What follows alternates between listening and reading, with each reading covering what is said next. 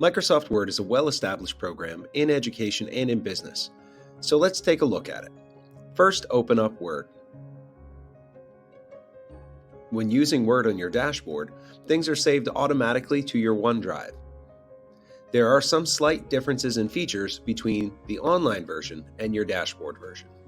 When you first open up Word in your dashboard, you have some options, such as Create New, or look at one of the templates offered. Additionally, if you scroll down, you'll see all of your recent files that you've opened with Word.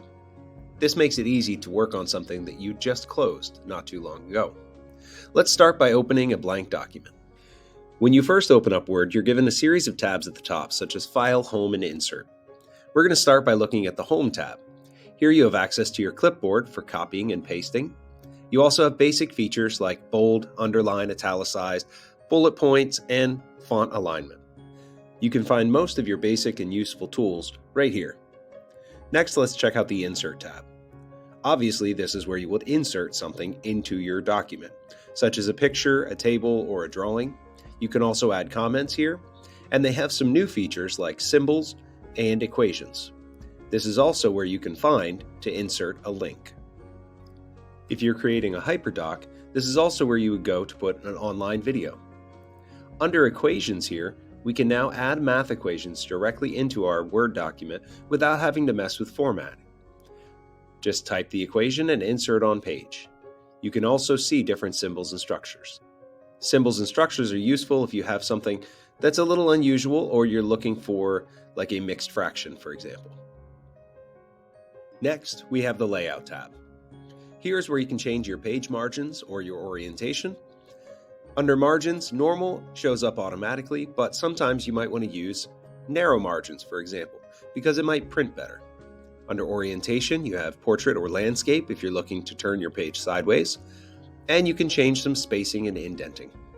The References tab is a little bit limited in the online version of Word. You can still add a table of contents or insert a footnote, but you can't automatically generate citations or a references page.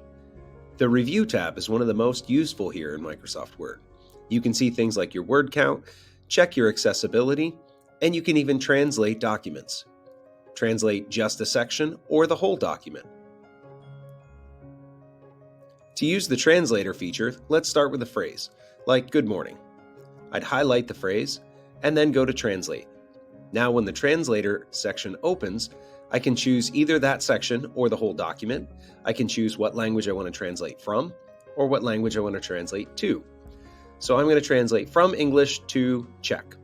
When I choose translate, it takes just a second to load, and there's my translation. Now that we're here in translate mode, to leave, we go back to view the original. There we go.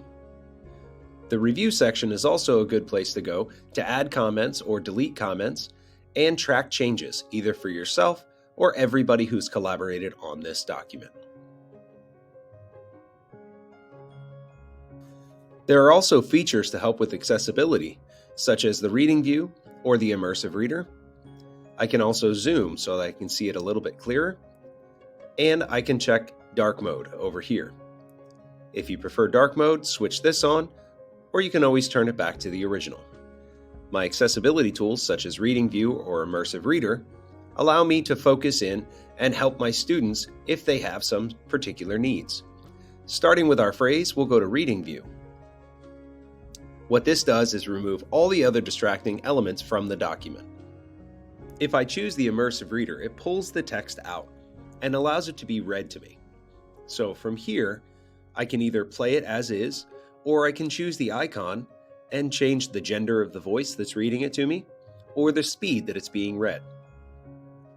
When I have everything set as I'd like it, I simply push play, and it reads the text to me. Some other features built in with Immersive Reader are grammar options, where I can break out the syllables or identify particular parts of speech, such as nouns and verbs. This can be a useful tool in your classroom to help students identify these. Finally, for some of my more struggling readers, I have line focus. This allows just one line of text to be readable at any given time. I also have a picture dictionary available and a translator built right into my document. All of these tools help Microsoft Word be extremely useful for for you and your students in your class.